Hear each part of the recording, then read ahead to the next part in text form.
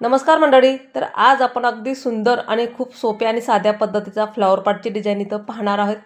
तर या ठिकाणी आपल्याला ब्राऊन कलरनं फ्लॉवर पॉट तयार करून घ्यायचा आहे, म्हणजे त्याची लाईन तयार करून घ्यायची. तुमच्याकडे ब्राऊन कलर जर नसेल तुम्ही रेड कलर आणि ब्लॅक मिक्स करा त्यामध्ये, तसा ब्राऊन कलर पण इथं उपयोग करू शकता. इथं आपल्याला बॉर्डर लाईन दाखवून घ्यायची ब्राऊन कलरनं पॉट, आणि त्यामध्ये आपल्याला ब्राऊन कलर हा भरून घ्यायचे. अगदी डार्क आणि खूप असं दाटसर कलर भरून घ्यायचा आहे आणि साईडची जागा क्लीन करून घ्यायची.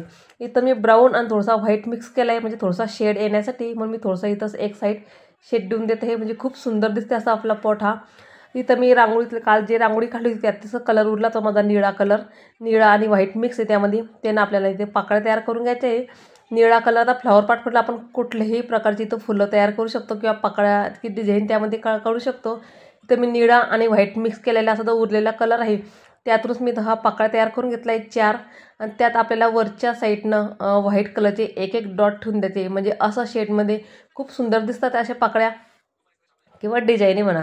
तर जे वरचे टोक आहे ना तिथं आपल्याला व्हाईट कलरचे एक एक डॉट इथं ठेवून द्यायचे छोटे छोटे. तुम्हाला हातानं करता येत असेल तुम्ही हातानंही करू शकतात, पण मी डबीचीच मदत घेत आहे इथं. अगदी पटकन हे डॉट करून होतात. तिथं आपल्याला चारही पाकळ्यांना डॉट तयार करून घ्यायचे, एक एक डॉट. खूप सुंदर आणि छान फ्लॉवर पॉट आपली डिझाईन इथं तयार होणार आहे, ती मी उरलेल्या कलरपासून. आता काल जी मी रांगोळी काढली इथं तो व्हिडिओ तुमच्यासमोर शेअर केला होता.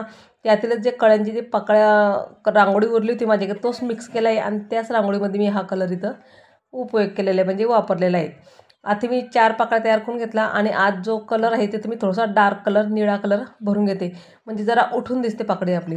आता जे पाकळी कडी आपण तयार केली ना तिथं आपल्याला पॅरोट ग्रीन कलर आहे माझ्याकडे, तो कलरने इथं एक एक लाईन ओढून घ्यायची, म्हणजे असं पॉटपर्यंत, म्हणजे फांदी दिसली पाहिजे आणि वर त्याच्या कळ्या दिसल्या पाहिजेत. तर अशा पद्धतीनं आपल्याला त्याचे पानं पण सुद्धा तयार करून घ्यायचे. बॉटल पॅरोट ग्रीन कलर आहे माझ्याकडे.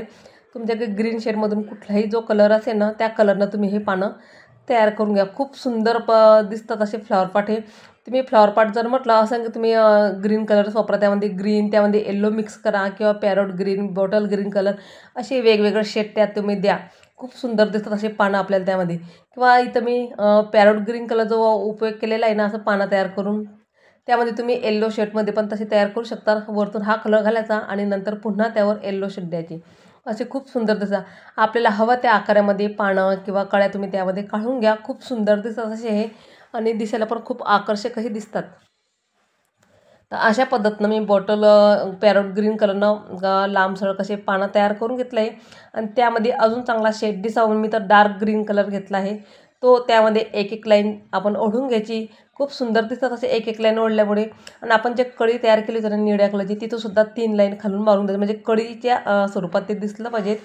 प्रत्येक पानाला आपल्याला पुन्हा डबल लाईन तयार करून घ्यायची, म्हणजे bottle green colour dark green कलरनं. आता जो आपण पॅरोट ग्रीन कलर वापरला ना त्याच्या अपोजिट जो कलर असेल तो कलर त्यात तुम्ही भरा. थोडासा ब्लॅक कलर शेड तिथं तो खाली घेऊन घेते, म्हणजे खूप उठून दिसतात असे हे. मी पुन्हा त्यावर थोडंसं ब्लॅक शेडनं एक एक लाईन ओढून घेते, म्हणजे उठून आणि डार्क शेडमध्ये दिसतो हे कळ्या आणि पानं, म्हणून मी थोडंसं ब्लॅक कलरचा इथं उपयोग केला आहे. आणि जो पॉट तयार केला होता आपण त्या पॉटच्या अवतीभोवती साईडला आपल्याला डार्क ब्लॅक कलर वापरायचा आहे, म्हणजे उठून दिसतो. एक वेगळी प्रकारची डिझाईन आपण तयार करणार आहे. इथं जी वाटी होती माझी प्लास्टिकची त्यानेच आपल्याला खालच्या साईडनं वर थोडंसं प्रेस करून घ्यायचं, आणि गोल सर्कल पडेल एवढी जागा आपल्याला खाली सोडून द्यायची. थोडीशी जागा क्लीन करून घ्यायची, आणि पुन्हा त्यामध्ये व्यवस्थित असा वाटीच्या मदतीने हाफ सर्कल तयार करून घ्यायचं. आता ते जागा उरलेली आहे तिथं आपल्याला व्हाईट रांगोळीनं सर्कलमध्ये करून घ्यायचं. अशा पद्धतीची ही एक डिझाईन तयार होते. अगदी सोपी आणि साध्या पद्धतीचा पॉट आहे, दिसायला खूप सुंदर आणि आकर्षकही दिसेल. अशा प्रकारची एक पॉट डिझाईन तुम्ही तयार करू शकता.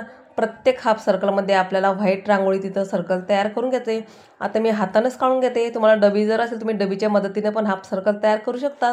आणि जे आपण व्हाईट कलर टाकलं तर सर्कलमध्ये त्याच्या अवतीभोवती बॉर्डर लाईन आपल्याला पुन्हा ब्लॅक कलरची आउटलाईन करून घ्यायची, म्हणजे खाली जो ब्लॅक शेड केला तर आपण त्याच्या पूर्ण एक आउटलाईन आपल्याला करून घ्यायची. खूप सुंदर असा फ्लॉवर पॉट दिसतो आपला हा.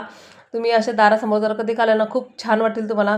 एकदा अशा पद्धतीनं नक्कीच करून बघा. अगदी सोप्या आणि साध्या पद्धतीचा पॉट मी तुम्हाला सांगितलेला आहे.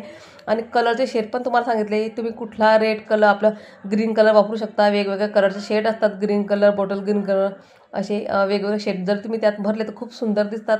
पुन्हा ते खालची लाईन जी आपण ब्लॅक कलरची मारली, ते थोडंसं फिनिशिंग करून घ्यायची. तर मस्त आपली पॉट डिझाईन इथं तयार झाली आहे.